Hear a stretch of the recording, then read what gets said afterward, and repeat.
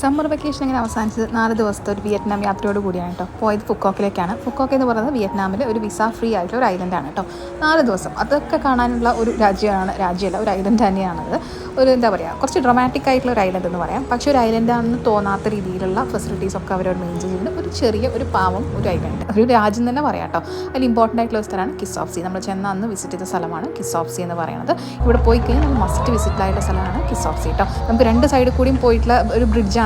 അവിടെ അറ്റത്ത് നിന്നിട്ട് കിസ് ചെയ്യുക കപ്പിൾസ് എന്നുള്ള ഒരു കൺസെപ്റ്റാണ്. പക്ഷേ ഈ ഇൻസ്റ്റാഗ്രാമിലൊന്നും കാണുന്ന പോലെ അത് അത്ര വലിയ എളുപ്പമല്ല. കാരണം ഇപ്പോഴും ഭയങ്കര തിരക്കായിരിക്കും. പിന്നെ നമ്മളത് അഡ്ജസ്റ്റ് ചെയ്ത് രാവിലെയൊക്കെ നേരത്തെ പോകേണ്ടി വരും. പിന്നെ അവർക്ക് ഭയങ്കര ക്ലോസിങ് ടൈമും കാര്യങ്ങളൊക്കെ ഉണ്ട്.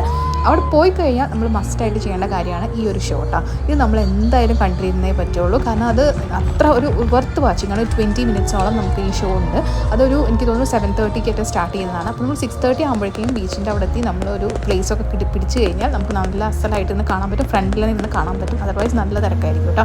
അപ്പം ടിക്കറ്റ്സൊക്കെ നമ്മുടെ ഹോളിഡേയ്സ് അല്ലെങ്കിൽ നമ്മൾ ഏതെങ്കിലും പാക്കേജ് എടുക്കുന്നുണ്ടെങ്കിൽ അവർ നമുക്ക് അറേഞ്ച് ചെയ്ത് തരും. അപ്പോൾ പുറത്തുനിന്ന് നമുക്ക് കിട്ടുകയും ചെയ്യും. നമുക്ക് തിരക്കൊന്നുമില്ല. ഈ ഷോ നമുക്ക് അടിപൊളിയായിട്ട് ഇരുന്ന് ആസ്വദിക്കാൻ പറ്റും. ഇവിടെ പോകുന്നുണ്ടെങ്കിൽ ഈ ഷോ എന്ന് പറയുന്നത് ഒരു വർത്ത് വാച്ചിങ് ആണ്. ഒരു ലൈഫ് ടൈമിൽ നമ്മൾ കണ്ടിരിക്കേണ്ട ഒരു ഷോ തന്നെയാണ് കേട്ടോ. അത് ഭയങ്കര നല്ല എക്സ്പീരിയൻസ് ആണ്. അത് കഴിഞ്ഞ് നമുക്ക് ആ ദിവസം നമ്മൾ അന്നങ്ങനെ മൈൻഡപ്പ് ചെയ്യുകയാണ് ചെയ്തത് കേട്ടോ.